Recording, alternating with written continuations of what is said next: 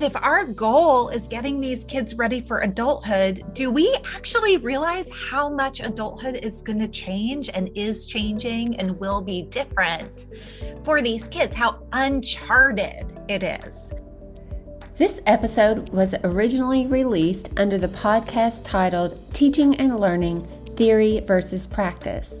This rebooted episode has been migrated to Teaching and Leading with Dr. Amy and Dr. Joy. I am Dr. Amy Viaclia, Director of Educator Preparation. And I am Dr. Joy Patterson, Chief Diversity Officer.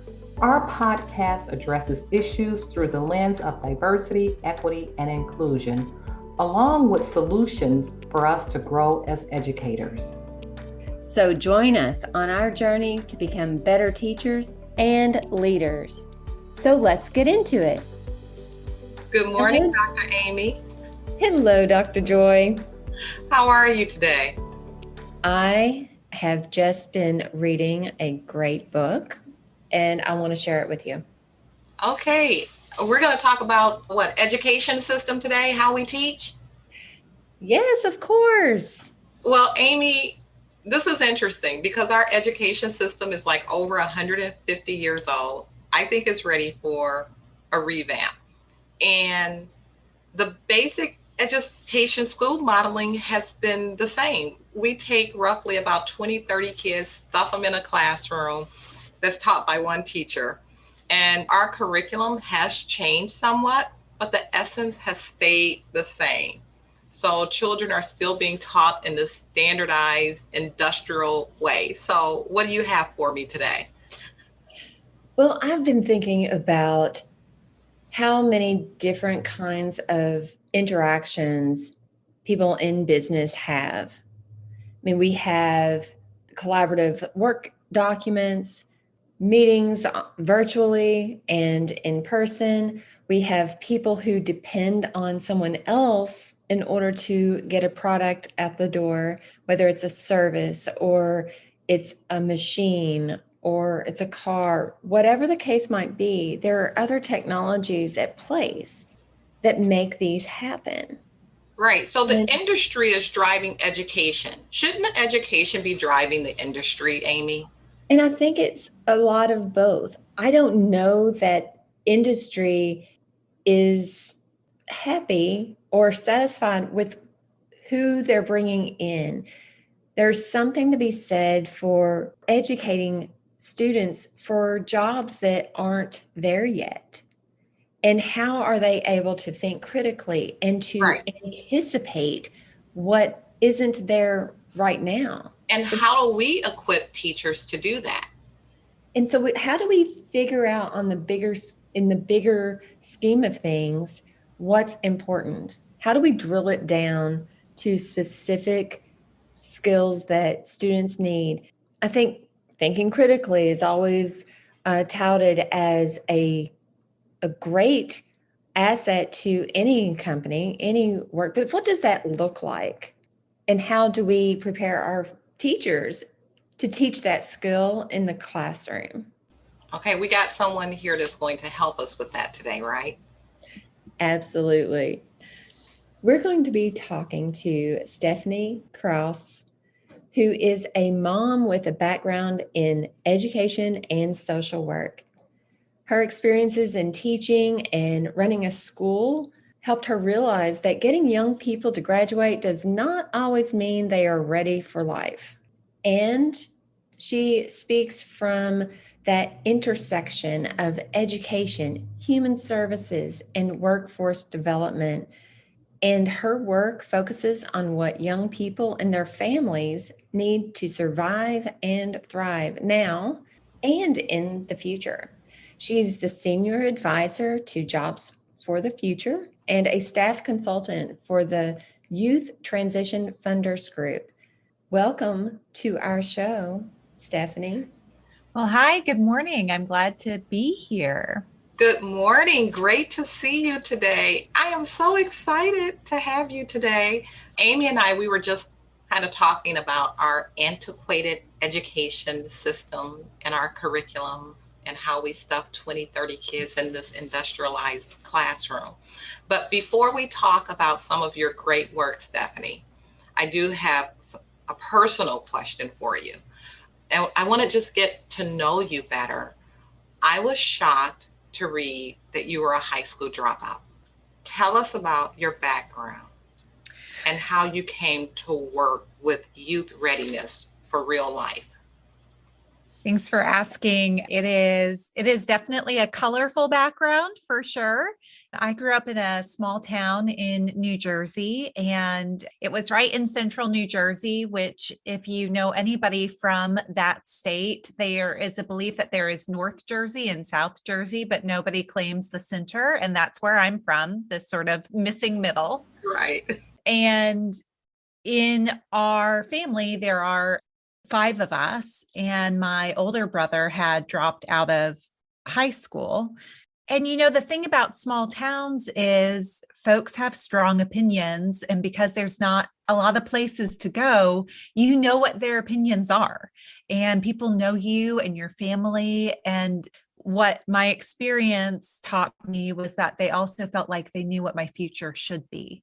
And there was a really strong and pervasive sense that I was a talented kid with high potential. And also, wasn't it a shame that I was going to drop out like my brother?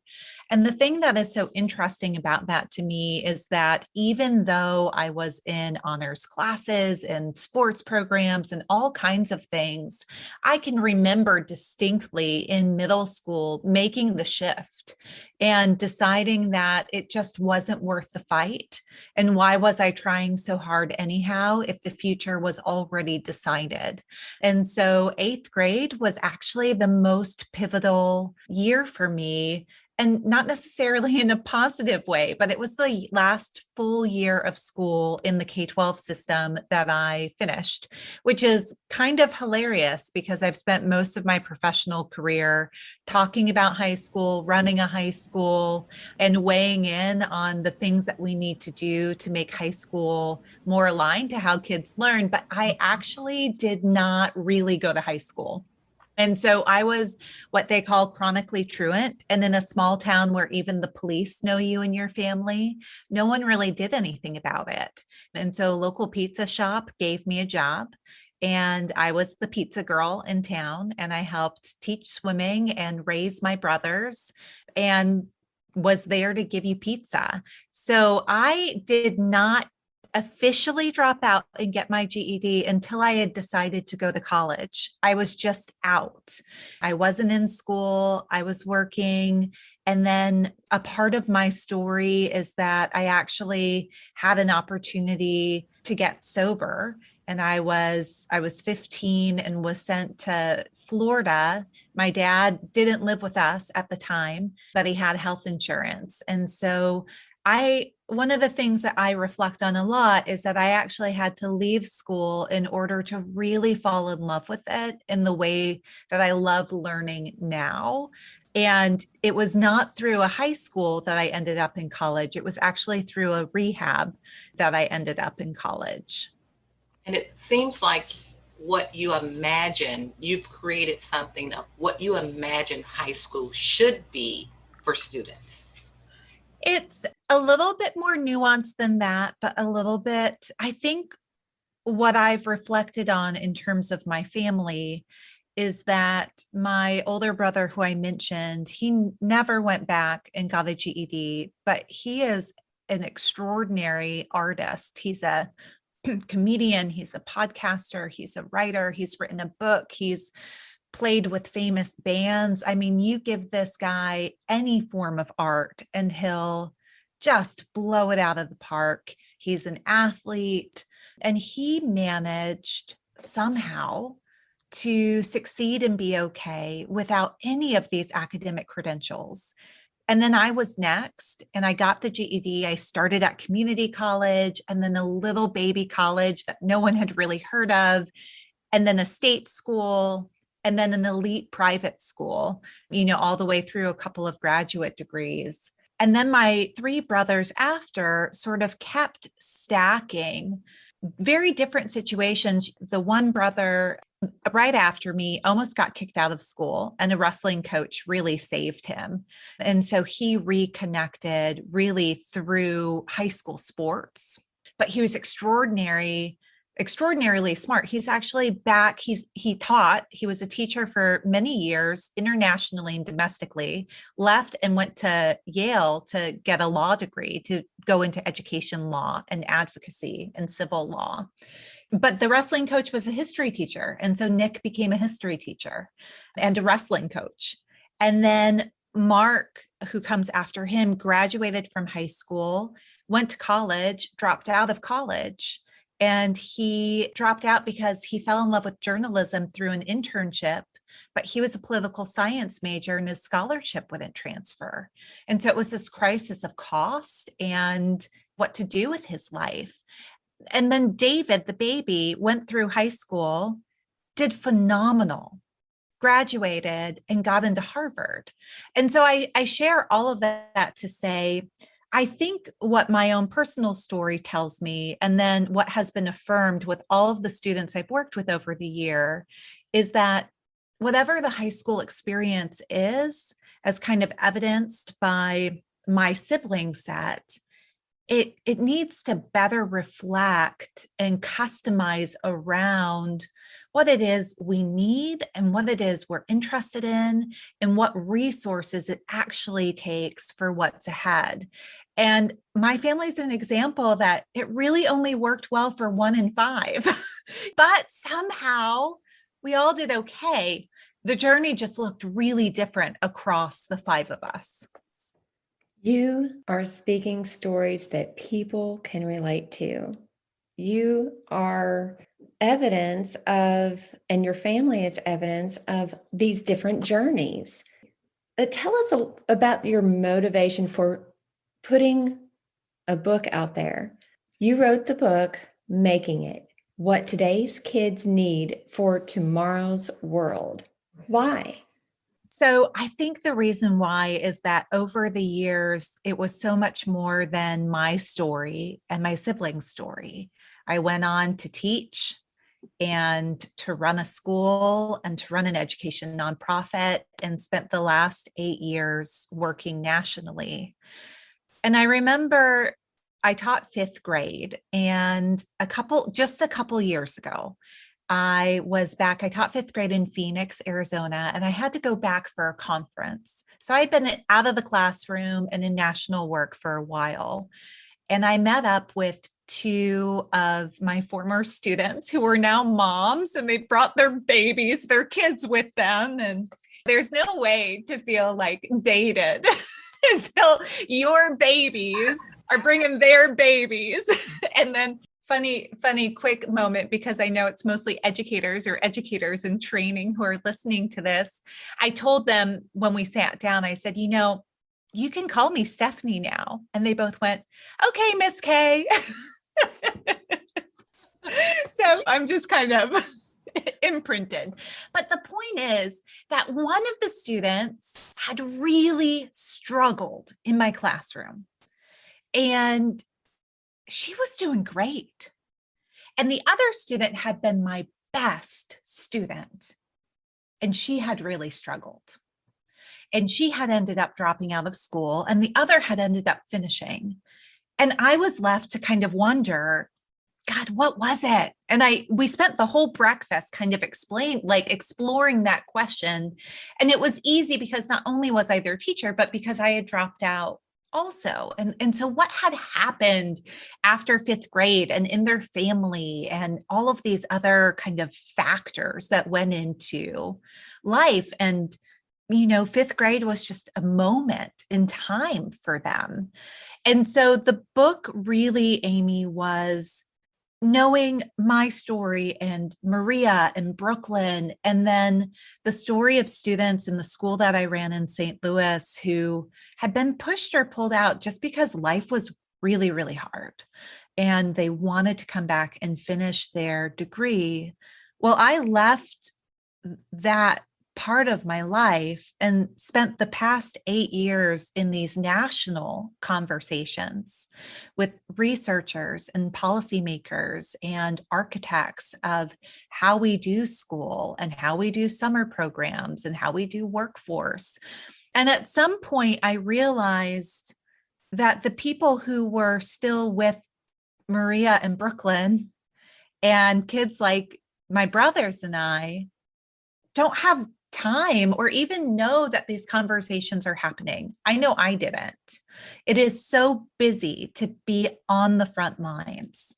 And so after years of learning and listening to the science and the research of what's happening really with learning and work and how kids grow and develop and the brain and all of these pieces, I felt morally obligated to write a love letter back to the front lines, which is what I hoped that this would be. So Making It was designed to be on the shorter side. It was designed to be really accessible in the language. My hope is that it feels like sitting down, drinking coffee or tea with me and like having a long conversation or series of meetups and conversations, but that the research is really rich.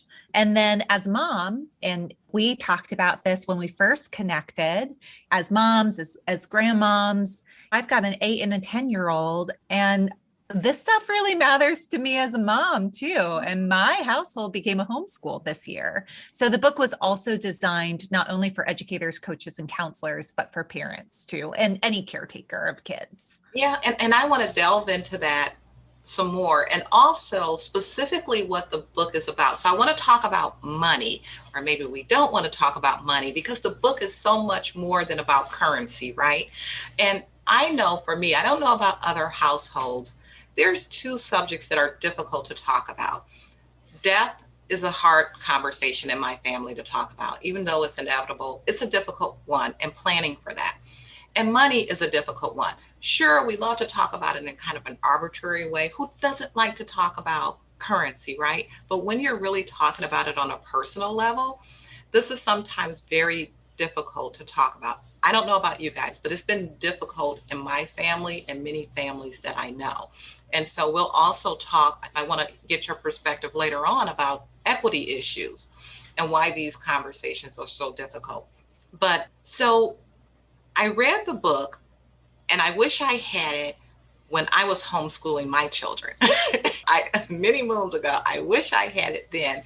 And those were the kinds of things that I was looking for, things that you could apply to real life. So my daughter is a third grade teacher now, and she's a mom of 3.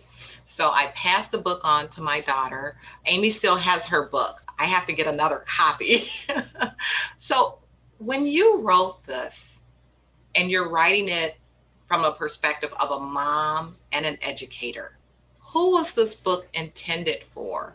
And what is the overarching goal? So Making It was written for anyone raising or working with kids.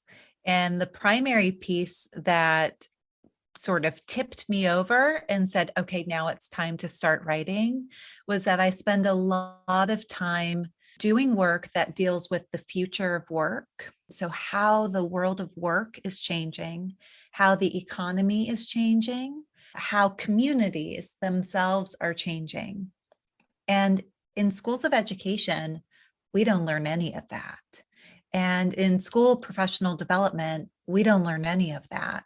One of my dearest mentors, unfortunately, he passed away a few years, Grant Wiggins, who the author of Schooling by Design, Understanding by Design. You know, I always hear him in my head saying, at a New Jersey bagel shop or pizza shop, Stephanie, plan, what is the end? What is the end we have in mind? And so what I realized was, God, if our goal is getting these kids ready for adulthood, do we actually realize how much adulthood is going to change and is changing and will be different for these kids? How uncharted it is.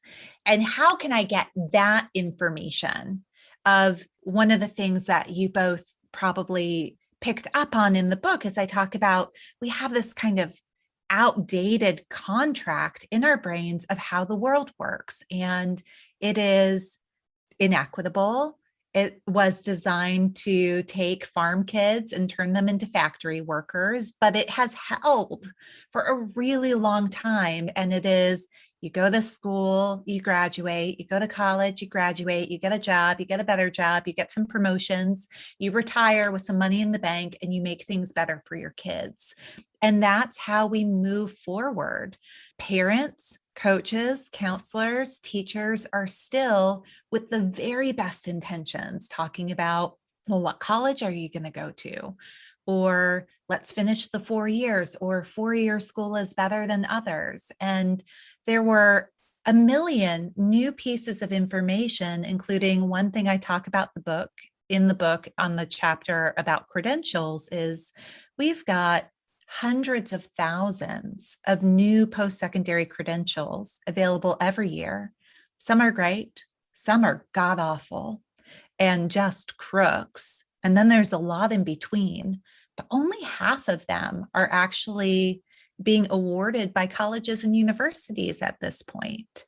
And so I wanted to provide that updated picture and roadmap. I could have never imagined a pandemic would hit. I mean, maybe I could have, I don't know. But then this pandemic hit in the middle of writing and finishing the book. And I had hoped that parents would pick up on all the reasons why this was relevant for them. Right. But then suddenly all the parents knew why this was relevant for them because they were living it. Joy mentioned, and you started touching on another one of the C's. In your book, you talk about the 4 currencies. Can you share with us a little about these currencies? Yeah, of course, Amy. So I want to go back to this like outdated contract. So the way that so many of us as educators, coaches, counselors, and parents operate is we've got to get our kid into college. We got to get them through school, and we got to make sure like they get through high school and get them into a good college.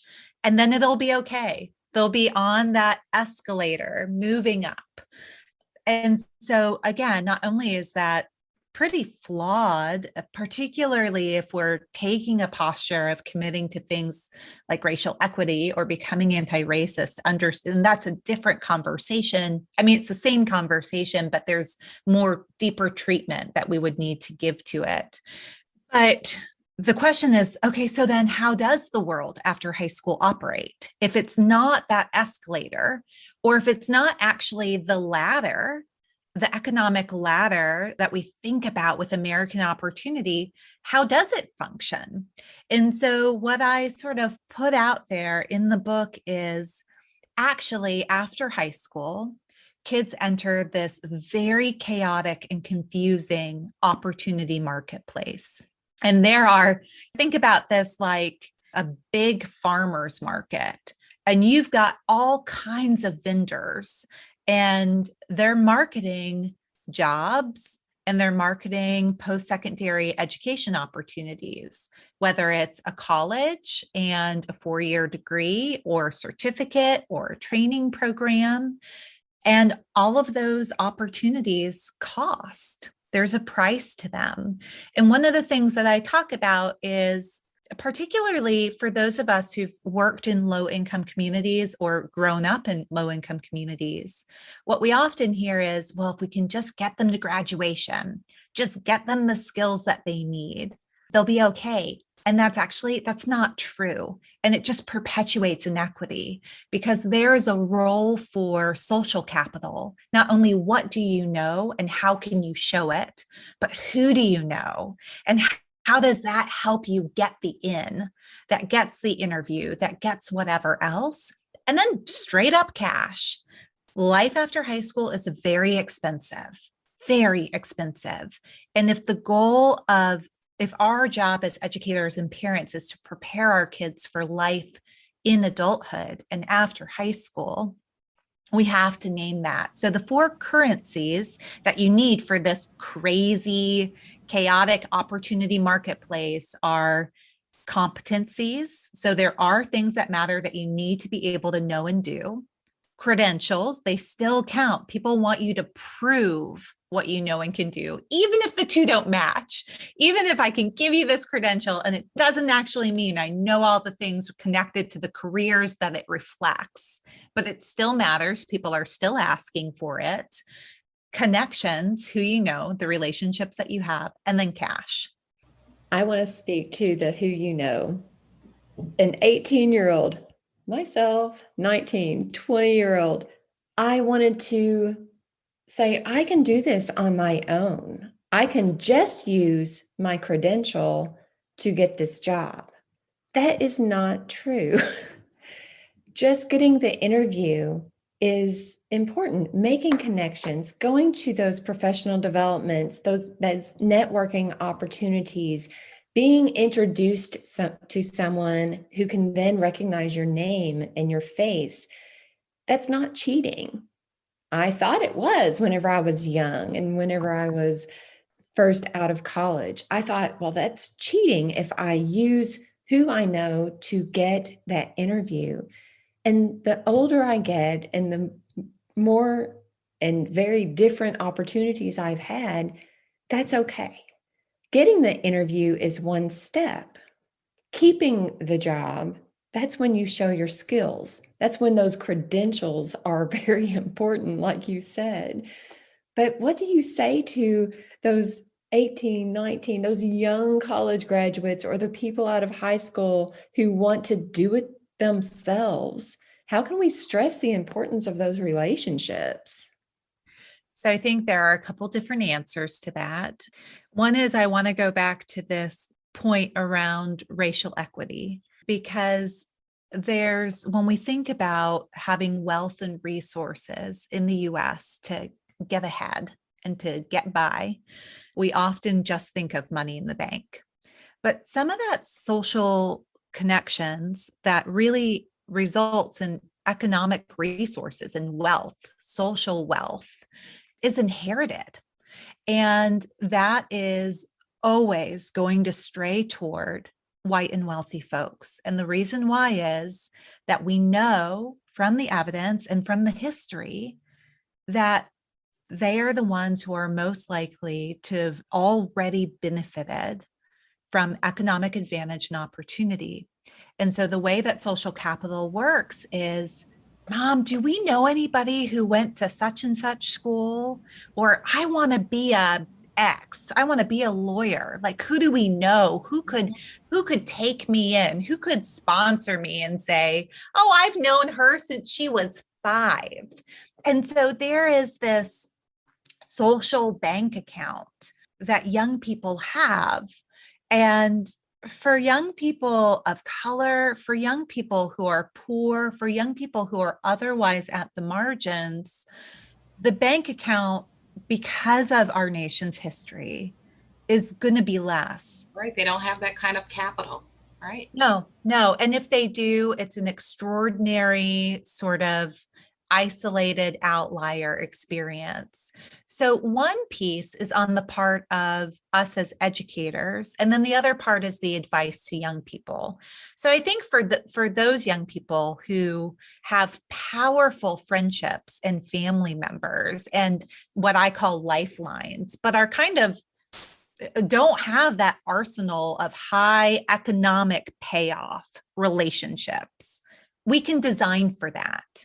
We can create opportunities. So, Stephanie, you talked about today's kids are growing up in the midst of rapid change. By the time they reach adulthood, things are going to look pretty differently. So I'm interested in how schools can be more innovative and teach what is necessary to meet future demands. Every time my son, who works for Facebook, he comes to my university, he talks about how antiquated things are. And he actually gets a little chuckle out of this because it's funny to him that we're not operating in what he considers his real world. And so the question is about kind of what young people need to succeed in school and what do they need to be ready for real life. So how do we get these 4 currencies, which we don't really teach in school? How do we get these 4 currencies of competencies? So we teach competencies, but the connection the credentials, and cash. How do we get this to be part of the curriculum? Or do you see this as being something individual and this the family's responsibility? I think that's a good question, Joy. So maybe the easiest way to break that down would be I think about this from an education perspective, getting into the weeds, thinking about the work that you both do, pre-service issue, an in-service issue, and a leadership issue. We have started the important work across the country in many different districts and schools of updating graduation requirements. And that was the first big piece. And reviewing curriculums and deciding that things like having a whole child perspective, committing to social emotional learning alongside academic learning, trauma-informed or healing-centered education, that those things mattered. Too often they still live on the sidelines, but they are happening. I think that we've updated the student experience, but we've done little to update the educator's professional training and development experience. And so I actually think that at an in-service and pre-service level, and when I say that, I mean colleges of education and then education associations and professional development that happens in schools, we need to be training and supporting and practicing same thing that we expect from our kids in adult learning. It's learning, developing, strengthening our own knowledge and skills about what is new and different and what it requires and how we facilitate the learning and development of knowledge and skills for kids. So I would encourage schools of education to actually revisit and look back at their own curriculum for education degree programs, for field experience in education, and thinking about when, where, and how they're addressing things like competencies that young people need, youth development, the science of learning, adolescent development. There are kind of a number of things that we could highlight or dig into more. And then ensuring that that is kind of cultivated as a through line across the education experience. I think same for professional development. How do we prioritize updating, preparing kids for work in the world of work is more than the responsibility of career and technical education teachers or college access and career planning curriculums. It's what we are holistically preparing kids for next. And so being really specific in the professional development offerings. So many teachers, myself included, had no idea of what kinds of careers and types of jobs in the world of work or any of these pieces in the adult space were and how they operate outside of our own lived experience being educators and trying to make it in the world. And then I think from a leadership perspective, there are some really significant policy and structural changes that we can be working on. And I'll give two specific examples. One is that if there are in high school environments, really re-envisioning and reinvigorating or invigorating for the first time, as the case may be, financial literacy and financial planning for young people, and really ensuring that they have a good handle on how cash works and what they do when they need it, whether it's scholarships or benefits or cash on hand, and how they spend it well. And that public schools can also be the things that can build social capital and opportunity that yield financial scholarships and future opportunity, sports, music, theater, those pieces can actually be super expensive. You might remember there's a section of the book that talks about the high cost of a free public education and reflects on my conversation with my friend and principal in Virginia about between booster fees and uniform costs and travel and equipment and other pieces. We don't realize that those extras are actually the vital social capital, social relationship building opportunities, but often kids are priced out of them. They need to have an after school job, or their parents can't afford it if they're younger. Well, I have to interject here. I have a freshman who has this curriculum during an advisory period. So all the students in the high school have an advisory period. But he came home and said, I don't even know how to write a check. I'm like, well, why do you need to know how to write a check right now? Maybe they will get to that when you're a sophomore or you're a junior or maybe a senior. But I worry that maybe they won't. I was just going to say, Amy, I think that that's a really valid worry. In the state of Missouri, when I was running a high school, the only financial literacy requirement was a multiple choice exam. And you just studied to pass it. And you only needed to pass it. You didn't even have to get a certain number of the questions right. And those questions didn't reflect the financial stresses and realities that these kids are experiencing at home and already anticipating that they're going to come up against as they move forward. So you're listening to Dr. Amy and Dr. Joy, and we are talking to Stephanie Malia Krauss. She is the author of Making It, What Today's Kids Need for Tomorrow's World. And we're exploring the 4 currencies today's kids need to make it for tomorrow's world. We're talking about competencies, connections, credentials, and cash. And so as you were talking, Stephanie, I was in my head trying to do that curriculum mapping, which is what we do, of how does it fit in 2 places in higher ed. One of the things that Governor State University we're committed to is financial literacy. So we recently have a new president, Dr. Cheryl Green, and this is a commitment of hers, financial literacy, which is so important for college students who are now receiving credit cards, right? And on their way to either being very successful or in debt in terms of their economic future. And so financial literacy is really important at Governor State. And so I'm looking at these 4 currencies and how that plays into our financial literacy for all college students, but also in our education curriculum as we are preparing teachers. How do we embed some of these standards, and I'm going to call them standards at this point now, how do we incorporate some of these standards into the curriculum? So we'll be thinking about how we do that alignment.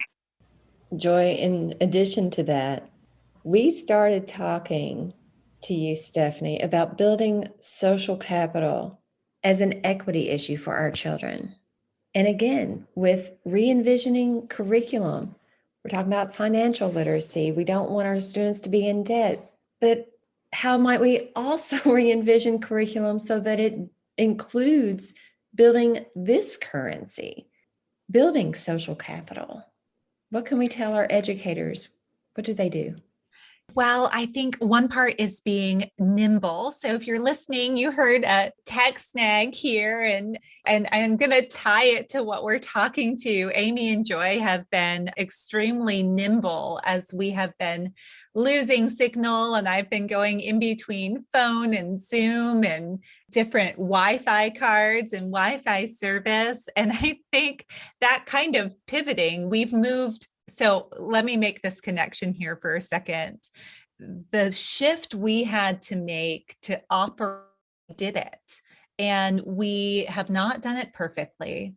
But man, there are significantly more resources, ideas, and insights into how we learn online and in a virtual environment. And we were forced into that position. It happened way too quickly, and everything has been reactive. Curriculum, design, decisions have been reactive.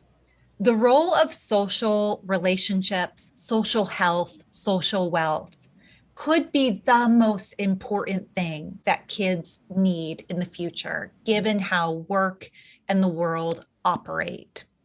We don't have to be reactive. We don't need a generation of kids to graduate, shift into adulthood, and lack the very vital abilities to regulate, reflect, connect with each other, build communities, support each other, these pieces that are inherently social, to then say, oh God, this is a crisis. We need to figure it out. And so my encouragement would be that we find all of the different ways to be generative in planning curriculum and instruction and design of schooling with social health and wealth connections in mind. And I think that you were talking about curriculum, you can do that very easily. So if you're doing a curriculum map, or you're doing a scope and sequence, or you're building a lesson plan, there's nothing to say that you can't integrate the currencies right there into the map and into the plan. How does this align? When we think about credentials, it's the academic standards. How is this keeping students moving forward on the trajectory toward graduation, toward the degree? Is this going to keep them on pace for learning, or get them to where they need to go to keep moving forward? And then competencies, we didn't get to dig in really deeply to those, but those are ways of being and doing in the world. That's things like the ability to focus and organize and be creative and think critically. And so we can examine lessons and projects and experiences and think about how those are either teaching the competencies, strengthening them, or actually like testing kids' ability to use them in real situations. And then the connections can go right with it. Where are the opportunities for them to connect with people who will support them? Where are the opportunities to connect them with people who will help them to navigate a new situation? Where are the opportunities to connect them with people or programs who will actually expose them to something new entirely? So I would say that this really is by design. Okay. So, Stephanie, you regularly conduct webinars where you get candid really about youth readiness and also racial equity.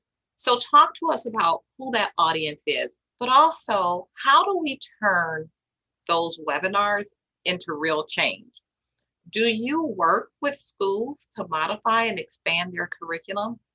I do. So, some of the work that has been most fulfilling in my recent experience has been work that I've done in Virginia. And that has been statewide all the way to school and classroom level. And really, I've just been along for the ride because Virginia educators were ready to modernize, and they had hit a moment. Frankly, they had hit a pain point about 7 years ago where the state of Virginia had unintentionally shifted to really over testing their students in an extreme way. So in the era of No Child Left Behind, we were looking at a mandated 17 standardized tests, and that was considered by most people now as over testing. We saw the ways in which so much just wrapped around testing. Virginia required 32 tests. And so I came into the state to help facilitate a summit that was about something very, very specific and narrow 7 years ago. And that was, how do we move away from always needing to use standardized tests, which I had a friend who called it sort of like the post-mortem of academic learning, like you can't go back. It's what you've learned at the end, to really thinking about how do you assess for learning and what would that shift require. So during that time, we heard from the state superintendent, who had actually a really compelling vision for what learning in public education could be, which was so much more than testing. And so I have been working with them over the last 7 years. We launched campaign that turned into a full rebrand of the Department of Education called Virginia is for Learners. So the Office of Tourism agreed to let that live right next to Virginia is for Lovers. So it will live in perpetuity. And the most exciting piece was shifting from summits and speaking engagements to a coalition of universities and membership organizations and district leaders who were all deeply committed to updating what the education experience would need to be to prepare kids for this world and for the future. And so I had the really fortunate opportunity of helping to get that coalition started. And eventually it became an actual partnership that had funding to spur innovation, to change what was happening in schools of education and on the ground in the 132 school districts in Virginia. That partnership is called the Commonwealth Learning Partnership, and it has just taught me so much. And so in terms of my own work, yes, I am available for the speaking and the summits. And I want to get into the good frontline restructuring work that says, okay, our kids and our educators deserve more than this. And I think that particularly this year, people know this isn't the way it's supposed to be. And especially in such a time of pressure and stress and strain that the pandemic put in, the question is it worth risking my life to learn this thing or teach this thing? Is this what really matters? And I would say if we're going to be putting our lives on the line, we should only be focusing on what really matters. And those relationships with our students and with our colleagues, those are the things that matter. And they're the things that last, right? And will continue to pay off in the end. And I would be remiss not to say, and also the world is unfair and unjust. And it does require, we can't live off of those relationships. Those are what feed us, our soul, our spirit, that create opportunities. And if our job as educators is to truly prepare, then we also need to grapple with the real, legitimate, less fun, just resources, just cash, the validating and the value making things that our society says is important. Whether or not it's really important is questionable, but it's how the world works. With this virtual experience that students and teachers, parents, colleagues have had to experience, and yes, it has had its pros and it's definitely a lot of negatives. We've computer glitches, Wi-Fi connections. Teachers are not seeing the faces of their students. But what we have experienced, Dr. Joy and I, is this increased ability to connect with educators across the nation. But it's an intentional piece. We have to be intentional about building those relationships and looking at that science of learning and development and how important those connections can be with that part of a student's learning and what their learning outcomes could and should be. And Stephanie, you talked about what's most important. You have 3 little ones, right? I have 2 little ones, although sometimes little ones. I gave you a 3rd child. You have 2 little ones. So I'm wondering, on a very personal level, how has this work impacted your children?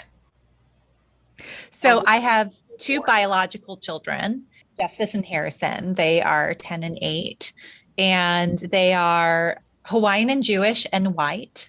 And I'm bringing this up for a reason, because I think that we just keep talking about what it takes to make it changes depending on who you are and what family you're in and where you're growing up. And then I have my 2 godchildren who are 14 and 12. I'm making that sound because God, they're getting so old. And they're Black, and they have lived away from us for the last year because of the pandemic, but typically they live with us in the summer. And together I consider these are my kids. And I think that they're who the book is dedicated to. And in the notes to each of them, when I sent them books, I said that I wanted them, and I say something like this in the actual dedication, not only to make it, but to thrive. And I think this is an important part of the book that's worth naming. And that is making it deals with the world as it is, not as it should be. And that is a world that is still unfair and unjust. Mm-hmm. And often in work spaces, education and youth development, we deal either with surviving and suffering or thriving and flourishing. But we miss the middle, which is let me just give you a good handle on how to do life the way that life is working right now and the way that life will likely work moving forward. And my godson is 14, and I'm watching the news and the world and thinking about what it means for him to be a 14-year-old Black boy in America right now. And every day that he gets older, the risks and threats to his life and the difference in the way that the world experiences him from his god brothers gets farther and farther apart. Mm-hmm. And so I think that all of that to say that where I have landed is that I have become obsessed not with achievement and opportunity gaps, but with livability and longevity gaps. How do we shift from college and career readiness as the goal of parents and educators to long and livable lives as the goal of parents and educators? The research in the book showed me that our kids with the right resources and support should live to be 100 as the rule. And 100 years during this time of disruption and volatility, changes to the environment, changes to our communities, changes to the economy, and that the world views and experiences kids different depending on who they are and where they come from. And so as a mom, it is how do I equip my kids, the four of them, for the world as it is, and support them in creating a better world? And can I help them co-create that world too? And that my prayer for them is that they would each, all four of them, have long, livable, rich lives. And I like how your book describes success in many ways. And being successful is different for all of us. And it's not always packaged in a college degree. As we know from your siblings, right? Who are very successful, and they found that success in very, very different routes. So I like how we can find ourselves being successful on different journeys and how making it can really help us. I see making it having many additions in the future. What is your next project? You have to be thinking about your next project. What's your next project? I am. I'll give you a little sneak peek. So I'm going in between two.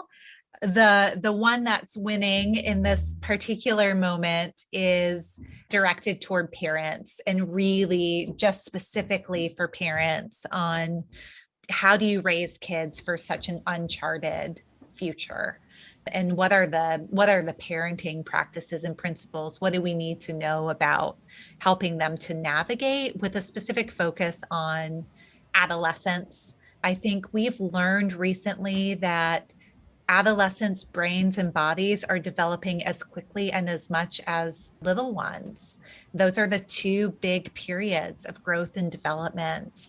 And so a book for parents, not certainly not an expert in parenting, I'm right there with them, but a book for parents, right, is in there. And then a book actually written for young people, sort of a guide to what you need to know in adulthood, similar to Making It in a lot of ways. But do they have an accurate picture of this world they're about to launch into and how it operates and works, and being able to write directly to them? So those are the two things I'm playing with.